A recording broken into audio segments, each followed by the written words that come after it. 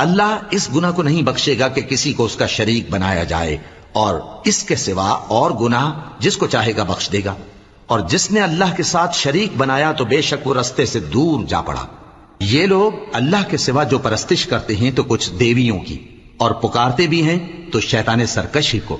جس پر اللہ نے لعنت کی ہے، اور وہ اللہ سے کہنے لگا میں تیرے بندوں سے غیر اللہ کی نیاز دلوا کر مال کا ایک مقرر حصہ لے لیا کروں گا، اور ان کو گمراہ کرتا اور انہیں امیدیں دلاتا رہوں گا، اور یہ سکھاتا رہوں گا کہ جانوروں کے کان چیرتے رہیں، اور انہیں سمجھاتا رہوں گا، تو وہ اللہ کی بنائی ہوئی صورتوں کو بگاڑتے رہیں گے۔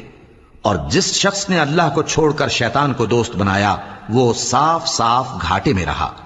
وہ ان کو وعدے دیتا ہے اور امیدیں دلاتا ہے، اور جو کچھ شیطان انہیں وعدے دیتا ہے وہ دھوکہ ہی دھوکہ ہے۔